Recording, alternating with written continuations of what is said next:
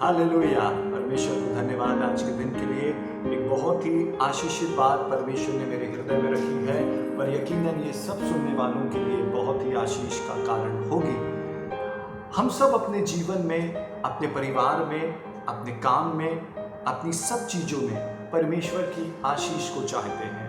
हम सब चाहते हैं कि परमेश्वर मुझे और आपको आशीष दे, परमेश्वर मुझे और आपके परिवार के लोगों को आशीष दे, परमेश्वर हम जो करें परमेश्वर उसमें हमें आशीष दे। लेकिन आपको पता है परमेश्वर कब हमें आशीष देता है, कब हमें वो आशीषित करता है? सुने, बाइबल में लिखा हुआ है, एक दिन दाऊद के मन में आया और दाऊद के हृदय में परमेश्वर की ये बात उत्पन्न हुई कि क्यों ना वो परमेश्वर के संदूक को दाऊदपुर में जहां वो रहता था वहां लेकर आए।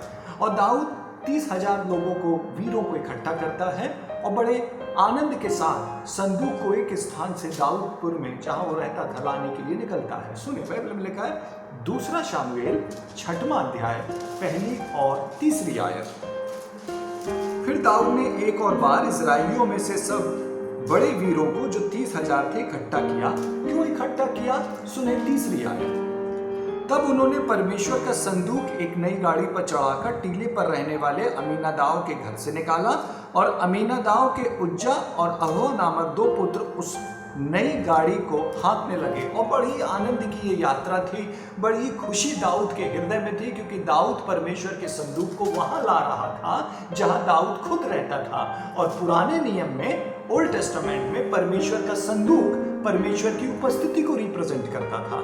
पुराने नियम में संदूक के द्वारा परमेश्वर चलायमान होता था। यदि आपको याद हो तो परमेश्वर का संदूक जब याजकों के कंधों पे था यहोशू की पुस्तक में, और जब यहोशू की पुस्तक के मुताबिक जब याजकों ने उस संदूक को अपने कंधों पे उठा लिया और जैसे ही यरदन के तीर पर पैर रखा, किनारे पे पैर रखा, यरदन 2 भाग हो गई।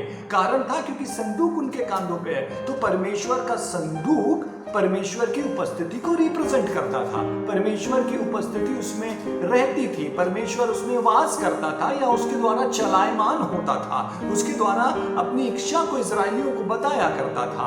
तो परमेश्वर के दास दाऊद के हृदय में आया कि क्यों ना परमेश्वर की उपस्थिति से भरे हुए संदूक को मैं वहां लाऊं जहां मैं रहता हूं। और बहुत ही आनंद के साथ, बहुत ही खुशी के साथ दाऊद उस संदूक को लेकर निकलता है 30,000 वीरों के साथ। संदूक बैलगाड़ी में रखा हुआ है और बहुत आनंदमयी यात्रा है और सब हंसी खुशी नाच गा रहे हैं। लेकिन अचानक से घटना घट जाती है। सुने वो क्या घटना थी। लिखा हुआ है 6वें अध्याय की 6वीं और 7वीं आयत में, जब वे नाकोन के खलिहान तक आए तब उज्जा ने अपना हाथ परमेश्वर के संदूक की ओर बढ़ाकर उसे थाम लिया, क्योंकि बैलों ने ठोकर खाई। तब यहोवा का कोप उज्जा पर भड़क उठा और परमेश्वर ने उसके दोष के कारण उसको वहां ऐसा मारा कि वह वहां परमेश्वर के संदूक के पास मर गया। और अचानक से ये आनंद की यात्रा शोक की यात्रा में तब्दील हो जाती है। अचानक से ये जो आनंद था विलाप में बदल जाता है और ये आनंदमय यात्रा में अचानक से परमेश्वर का क्रोध भड़क उठता है और एक व्यक्ति की डेथ वहां पे हो जाती है और सब कुछ वहां वैसे ही थम जाता है। और दाऊद इस घटना को देखकर डर जाता है। और दाऊद 9वीं आयत में लिखा है कि दाऊद सोचता है कि परमेश्वर के संदूक को मैं कैसे वहां लाऊं जहां मैं हूं। और तब दाऊद उस संदूक को उसी स्थान में रहने वाले एक व्यक्ति जिसका नाम ओबेदेदोम था उसके घर पे स्थापित कर देता है। और 3 महीने परमेश्वर का संदूक ओबेदेदोम के यहां रहता है। सुनिए 10वीं आयत में क्या लिखा है। इसलिए दाऊद ने यहोवा के संदूक को अपने यहां दाऊदपुर में पहुंचाना ना चाहा, परंतु गदवासी ओबेदेदोम के यहां पहुंचाया। यहोवा का संदूक गदवासी ओबेदेदोम के घर में 3 महीने रहा और यहोवा ने ओबेदेदोम और उसके समस्त घराने को आशीष दी। हालेलुया। परमेश्वर का संदूक जब ओबेदेदोम के घर में आया, बाइबल में लिखा हुआ है परमेश्वर ने उस संदूक के कारण जो परमेश्वर का था पूरे घराने को, जो ओबेदेदोम का था, आशीष दी। समझे, संदूक तो मात्र ओबेदेदोम के घर में है लेकिन आशीष पूरे घराने पे है। जैसे कि बाइबल में लिखा है, तू विश्वास कर तो तेरा घराना उद्धार पाएगा। यहाँ पे कुछ इसी प्रकार की आशीष है कि एक घर में संदूक है। न केवल ओबेदेदोम को आशीष मिली, न केवल उसके परिवार को, उसके बच्चों को आशीष मिली, लेकिन लिखा हुआ पूरे घराने को आशीष मिली। और न केवल घराने को लेकिन आगे की आयत सुने क्या लिखा है। 12वीं आयत में आपके लिए पढ़ता हूं।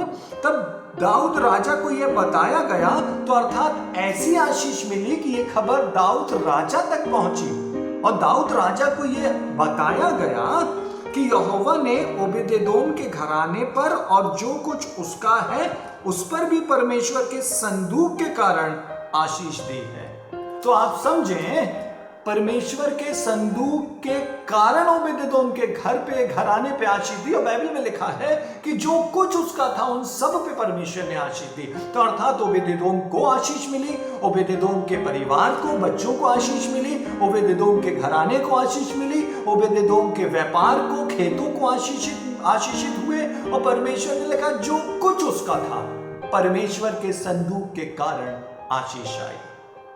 बाइबल में यह नहीं लिखा कि ओबेदेदोम के परिश्रम के कारण आशीष आई। ओबेदेदोम ने जो बीज खेतों में बोए थे वो बीज बड़े गुणकारी थे, या वो भूमि बड़ी गुणकारी थी, इसलिए बहुत आयत की आशीष आई। लेकिन लिखा हुआ है परमेश्वर के संदूक के कारण आशीष आई। और यही तो मैं आपको बताना मांग रहा हूं कि मात्र परमेश्वर की उपस्थिति हमारे जीवन को आशीषित कर देती है। पात्र परमेश्वर का हमारे साथ होना, हमारे घर में परमेश्वर का स्थान होना, हमें और हमारे पूरे घराने को, वरन हमारा जो कुछ है उन सबको आशीषित कर देता है। ओबेदेदोम के घर में संदूक है, लेकिन आशीष पूरे घराने पे है। और ऐसी वैसी आशीष नहीं है, ऐसी आशीष है कि राजा तक इस बात की खबर पहुंचाई गई है कि ओबेदेदोम के सब चीजों पे परमेश्वर ने आशीष दी है। और यही तो यीशु मसीह ने कहा, पहले तो परमेश्वर के धर्म और राज की खोज करो, या दूसरे शब्दों में मैं बोलूं, पहले तो परमेश्वर की उपस्थिति को खोजो, तो सब बातें जिसकी तुम कामना करते हो तुम्हें मिल जाएंगे। हालेलुया। ओबेदेदोम के घर में मात्र 3 महीने संदूक रहा, और मात्र 3 महीने में उसका सब कुछ परमेश्वर ने बदल के रख दिया। परमेश्वर जिस दिन आपके जीवन में और आपके परिवार में आ जाएगा, परमेश्वर की उपस्थिति जिस दिन आपके और आपके परिवार में आ जाएगी, दिन थोड़े ही हों, लेकिन परमेश्वर उन थोड़े दिनों में सब कुछ बदलने की ताकत रखता है। और मैं आपको बोलूं, ये वो दिन बना लें जिसमें परमेश्वर को खोजना शुरू करें, परमेश्वर की उपस्थिति को खोजना शुरू करें। बाइबल में लिखा हुआ है, यहोवा और उसकी सामर्थ को खोजो, निरंतर उसके दर्शन के खोजी बने रहो। ये सारे दिन जब आप घर में बंद हैं, परमेश्वर को खोजना शुरू करें, परमेश्वर की उपस्थिति आएगी, और आपका जो सालों से नहीं बदला है, परमेश्वर की उपस्थिति आपको, वरन पूरे घराने को, भले वो आपके घराने का व्यक्ति दूर ही क्यों ना हो, परमेश्वर उसके जीवन को भी आपके जीवन से होकर आशीषित कर देगा। हालेलुया। सब चीजों को खोजें, लेकिन सब चीजों से बढ़कर परमेश्वर को खोजें। यदि आपने परमेश्वर को पा लिया तो आपने सब कुछ पा लिया। आइए अपनी आंखों को बंद करें। प्रभु यीशु, धन्यवाद आज के इस आशीषित वचन के लिए। इन सब दिनों में मुझे, मेरे परिवार को और इस वचन के सुनने वाले हर एक व्यक्ति और उसके परिवार को आपको खोजने वाला बना दे, क्योंकि हम जानते हैं आशीष ना तो पूरब से और न पश्चिम से, लेकिन आपकी ओर से आती है। आप दया करें, आप दया करें। यीशु मसीह के नाम में आमीन।